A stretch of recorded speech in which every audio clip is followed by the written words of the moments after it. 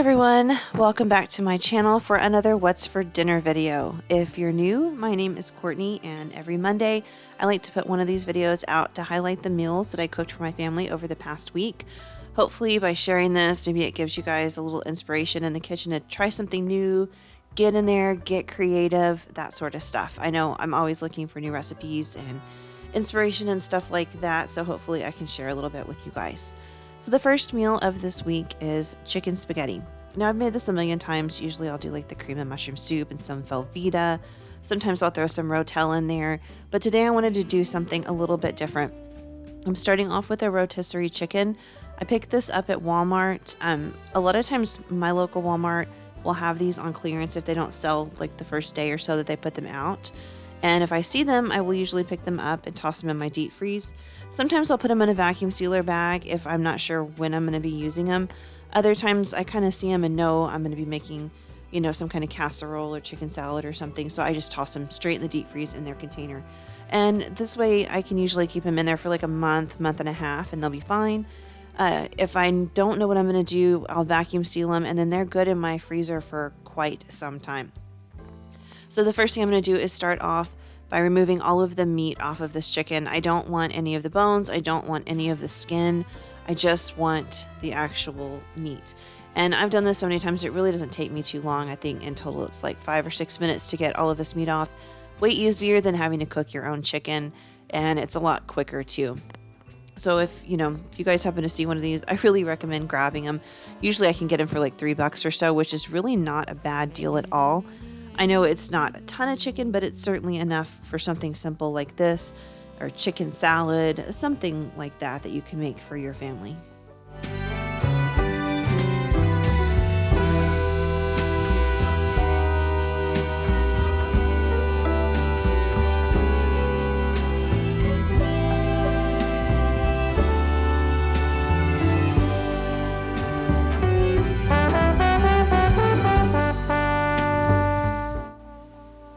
Now that I am done with the chicken, I'm going to move on to some fresh mushrooms. So I have baby bellas because that is just my preferred mushroom of choice. You can use whatever mushrooms you want. In fact, you don't even have to do this. You could use canned cream of mushroom soup, or you could use canned mushrooms to do this. So you can just use plain white button mushrooms. It really is up to you. I'm making the whole dish from scratch. So I've got these baby bellas. Now, my husband does not like to eat mushrooms. He likes cream of mushroom soup and things that are flavored with mushrooms. He just doesn't like the texture. So I'm keeping my chunks of mushroom pretty sizable so that they're easy for me to pick out and eat and him to not have to. So if you're making this at home and your family is cool with mushrooms, I would definitely chop these up a little bit more, but this is what works for my household. Right there I have half of an onion, and I'm just going to do a quick chop on that too. It wasn't a very big onion, it's not a whole ton. I'm making this, but it's really just my husband and myself that are going to eat it. My oldest son won't eat it. My younger two children, I think they tasted it, but they didn't really care for it. I didn't expect that they would. So really, I'm just making this for 2 people, but we're going to eat on it for a couple of days.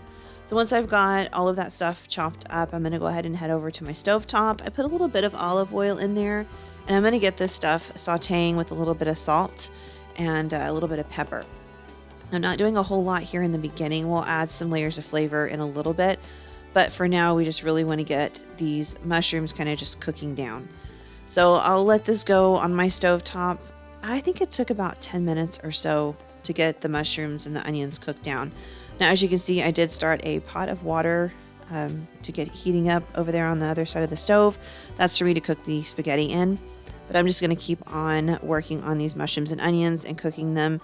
And eventually they will get cooked all the way down, which is where we want them, a lot like that. As you can see, it looks like there's a lot less in the pan. They kind of shrunk down quite a bit. And now we're about ready to move on to the next phase. So I tossed just a little bit of butter in there, probably about 2 tablespoons. And I'm throwing in some minced garlic. That was probably about 2 cloves worth if you're doing it at home. But I used the jar of pre-minced garlic, so it was about a tablespoon of that. And we're just going to cook this for about a minute or so, just to let the butter melt, the garlic get nice and heated up and things like that.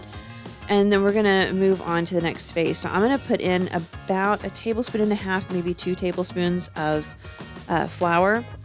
We're going to cook that for a few minutes just to cook out that floury taste. It kind of has like a pasty taste to it. It's not good. So once you put flour in a skillet like that, you definitely want to give it time to kind of cook off that flavor, and then you won't taste it anymore. I did go ahead and toss in a little bit of chicken base there. I'm going to be needing chicken broth, and I don't have chicken broth. I just keep that pasty chicken base stuff on hand. So I'm just going to go ahead and put about a tablespoon of that in there. And now I'm going to start adding in my water. I have 1 cup of warm water there, and I'm just kind of slowly adding it in just so that it doesn't like seize up on me and make big clumps of flour. It'll go a lot better if you're working with, flour and liquids, if you're kind of slow about it and the liquid is not cold. So now I'm going to stir that for a few minutes just to make sure that everything is nice and incorporated. And of course, because of the flour, that's going to thicken up nicely. As you can see, I did add my pasta back there to the pot in the background. I'm working on that cooking. And now we're going to toss in some heavy whipping cream. I did about a cup of heavy whipping cream there. And now we're going to let this just kind of simmer and cook down. And basically what we've done here is make homemade cream of mushroom soup. Of course, if you want to at home, you could always just use a can of cream of mushroom soup. It's totally up to you. I really wanted to try this method, and I gotta say there was definitely a huge taste difference. It really wasn't that challenging to do, and it didn't take that much longer. I, from here on out, will probably make my chicken spaghetti this way. Now, that said, I don't make chicken spaghetti that often because, again, my husband and myself are the only ones that eat it. But wow, this just tasted so amazing. As you can see, it has thickened up quite a bit now. It's very, very, very thick. Probably a little thicker than I would like for it to be, but I'm not going to do anything quite yet. I'm going to go ahead and taste it for flavor. I did not do this, but at home, if you're going to do this, I would really say toss in like a teaspoon or 2 of Worcestershire sauce just to add a little extra something special there. I will do that next time. And here I'm adding in some shredded cheddar cheese. That was not a full bag, so I probably have just a little bit over a cup in total maybe. It was really just about half a bag, maybe a little more that was left in there. So I'm going to stir all of that in. And as you can see, this is really nice and thick and very, very creamy.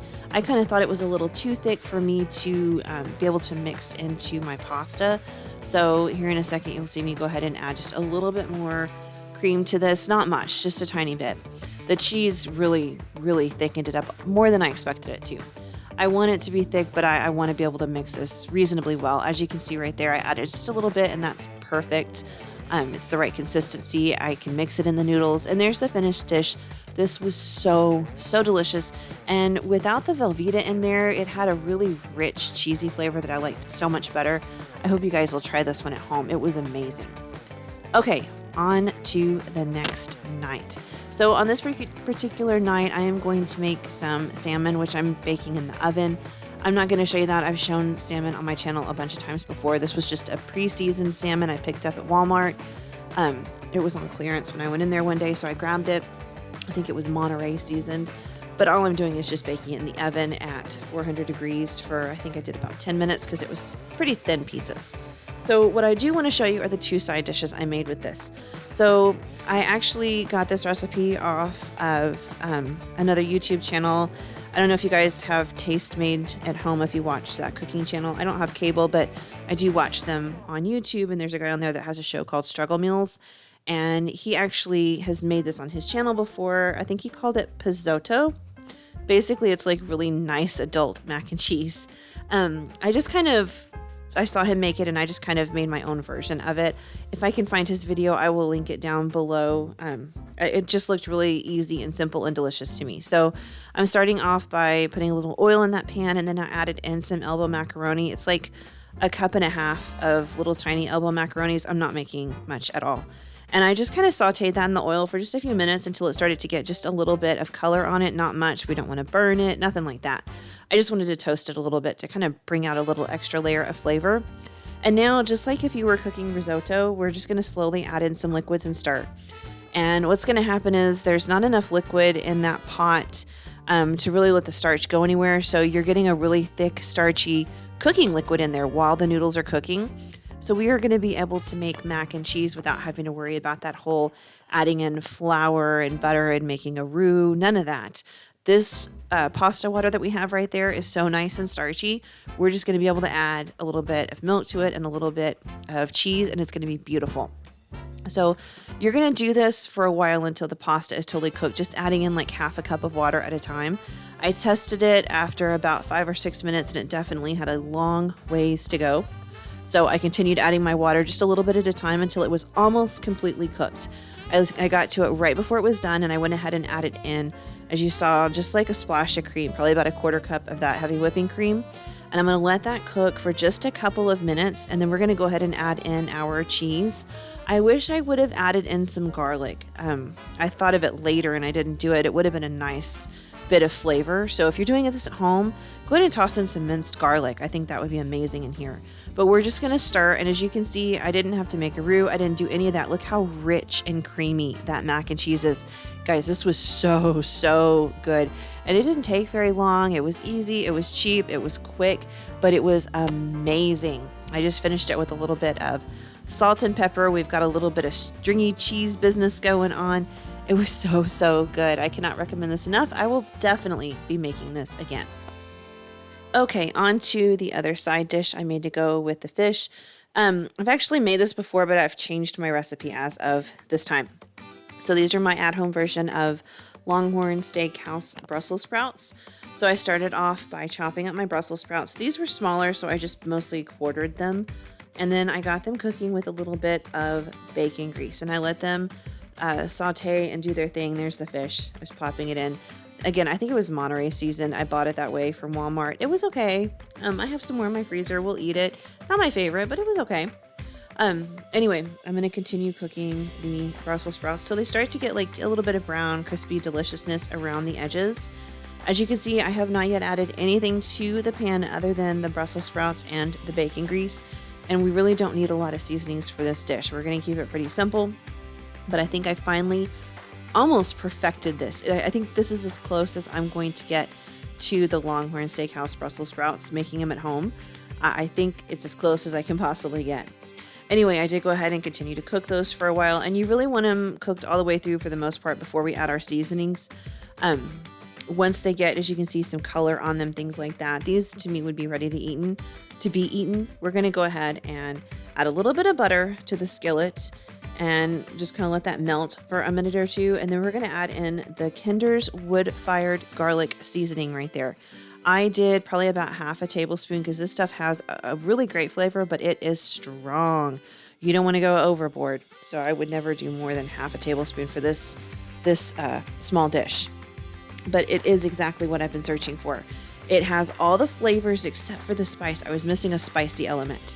I did toss in about 2, maybe 3 tablespoons of honey right there. Honey will burn, so we don't want to put that in too early in the cooking process. But as you can see, there's the finished product. This meal was so good. The fish was okay. I mean, it had a great flavor. It was fine. That mac and cheese was so creamy and delicious. And those Brussels sprouts were almost exactly like Longhorns. I was so excited. I was so close. Okay. On to a classic meal at my house. This is something I have been making for a long time. I just simply call this sausage, beans, and rice. Now, I'm going to show you the way that I've been making this for the last couple of years, but I've actually been making this since like 2003, 2004-ish. I was very young. My husband and I had just gotten married. We had a baby. We were poor. And this was a dish that didn't cost much. It was easy to make, and it went a very, very long way. I think the original recipe was a can of diced tomatoes, a can of red kidney beans, a can of black beans, a pound of smoked sausage, an onion, some chili powder, some tomato paste, some garlic, and some chicken broth. I think that's all that was in the original recipe. So I have tweaked it a little bit over the years, and I've tried a number of different things. And today I'm actually doing it a little bit differently than I normally do, just due to what I had on hand. So first of all, I'm going to go ahead and dice up the sausage. I'm using a little bit over a pound because that butterball sausage there, that turkey sausage, I had that left from something else I made, and I really wanted to get it out of my freezer. I don't care for it on its own, but I knew it was going to be cooking in a chili-like sauce in here, and that was going to really make it taste great. So I just went ahead and threw it in here with my pound of sausage. Today I'm using an H-E-B sausage. I think it's a beef brisket smoked sausage. So this is really good. It's very meaty, very hearty. I like this one a lot. And I've also got a diced onion, and I'm tossing all of this into my slow cooker. I don't have a traditional crock pot. I have a Ninja Foodie back there. I love it. It is my absolute favorite kitchen appliance. It slow cooks. It does the air frying, pressure cooker. You can sear and saute like an electric skillet in there. All kinds of stuff. I absolutely love this. It is so amazing. I've had it for years, and I don't think I could ever live without it. It's my absolute favorite. Anyway, I'm going to be using that to slow cook this, so I'm just going to go ahead and chop everything up. Now, I like to do like a little quarter dice on my sausages because I like the pieces small enough so when I get a bite of this, I can get a little bit of everything. So there's my sausage and my onions. I put in a little bit of that chicken base, and I put in about a tablespoon of minced garlic. And then instead of using a couple of cans of black beans, I thought I had some and I didn't. I have some a bag of 9-bean soup mix. So I just took the dried beans and poured a cup of those in. Then I put in 3 cups of water because I've got to cook the beans now. If I had just regular canned beans that were already cooked, I would only do 1 cup of water. Then I'm going to toss in some diced tomatoes from a can. I use the chili style. You can use whatever you have. It's not a big deal. And then I love the Steakhouse beans by Bush's. They have a great flavor. You can use those, or you can just stick with more of a traditional chili flavor, which would just be the tomato sauce and some beans. Or if you can't find those beans and you want to try it, add in a couple of cans of drained, rinsed kidney beans and black beans, and then toss in about a 1/4 cup of barbecue sauce and a tablespoon of Worcestershire sauce, and it's going to taste the same. I also added in some chili powder and some paprika. There's a little bit of pepper in there, no salt because everything in there is pretty salty. Once it cooks for a few hours, you can do high on 4 hours, low for 6 to 8 hours. Everything in there is mostly cooked typically. I did have to cook the beans this time, of course. But once everything is cooked and ready to go, 30 minutes before you're going to serve it, go ahead and add in a few tablespoons of tomato paste to thicken it to the consistency that you want. I like mine nice and thick, so I think I actually did about 6 tablespoons of tomato paste. Typically, if I'm not cooking the beans, it's not quite this liquidy, so I would only do about 4. But I do like it a little thicker. And I just serve this over white rice. Guys, this has so much flavor. I know it sounds a little odd, but it's delicious. It is so, so good. Kind of think of like an adult Franks and beans, I guess. But it's amazing. You've got to try this. It's simple, it's cheap, it's warm, it's hearty. It's so, so good. All right, so on to the last meal of the week. The only thing I'm showing you guys tonight is queso. So I went to, this is on Friday actually, and I went to a tamale factory here in town just to check it out and try it. So we're going to have some tamales, and I've got some taquitos from the freezer that, you just pop them in the oven. I think it's like 400 degrees for 15 minutes. And then I made some homemade salsa, which I've shown before on my channel. I will link that video down below. And then, of course, I'm going to make this queso. This is so simple. So I'm going to start off and show you guys my kid-friendly way, and then we will kind of adult it up a little bit. So I cubed up, it's close to a pound of American cheese. I just had it, I just got it at the deli, and they'll just give you like a hunk of cheese. You don't have to get it sliced. But if you don't have a deli that has it, or you can't get there or whatever, any kind of American cheese. I like white American. You can buy the little sliced ones in the refrigerator section, and that's fine too. Put them in a pan, and then add in some half and half. I've seen people do this with milk before, but half and half always works so much better for me. I think heavy cream is too fattening for this. It's too thick, but milk is too thin. Half and half always works perfectly. So all I'm going to do is just mix the white American cheese and the half and half. And like I said, I've got about a pound of white American cheese in there, and I added about 3/4 cup of half and half. You can always add more when you taste it later if you feel like it's too cheesy. So keep that in mind. But I'm just going to melt the cheese. We're going to just kind of stay on top of it and stir it until the cheese is completely melted. It doesn't take that long, but you do want to stay right there because you don't want it to scald or anything like that. And you want to be ready to stir it. As you can see, I added a little bit more half and half because I felt like mine was getting a little thick. So I knew it was going to be too cheesy. But you just keep going and stirring until it is completely melted and it's smooth and it's creamy. And then you've got just plain queso right there. I added in a little bit of garlic powder for just a little bit of flavor. And that's how my kids are going to eat it. They don't like, peppers or green chilies or anything like that in their queso. They just want melted cheese. So before I did anything else to it, you'll see me here in a second. I'm going to go ahead and spoon out a couple little bowls for my kids so that they have some queso to munch on. And then we will go ahead and kind of like adult it up. You could do that a bunch of different ways. Today I'm just using my homemade salsa, so you're going to see me in a minute just dump in a bunch of spoonfuls. You can put in as much or as little as you want. It's up to you. I like a lot of chunky stuff in mine. I like a lot of flavor, so I did put in a pretty decent amount of my salsa. You could also put in jarred salsa, or you could put in cans of green chilies, or that 505 green chili salsa, that specific brand. It tastes amazing. You could always add that in. The possibilities are endless. You could throw in some chorizo, some ground beef, some sausage, totally up to you. Saute it with some garlic before you add in the cream and everything. There's so many routes you could take. But for me, I just think it's so easy to just throw in homemade salsa. And there it is. That is such good queso. So good. We've got tamales. I got red and green tamales, and then some taquitos and the salsa. It was a great meal. Everybody really, really enjoyed it. That's it for this week. I cooked every day. Well, it felt like I cooked every day. We had leftovers some days too. So I just didn't have as many different meals to show you guys. But I hope you enjoyed it. Thanks for watching. Thanks for subscribing. And thanks for liking the video. I will see you guys soon with another one. Have a great week, guys. Bye.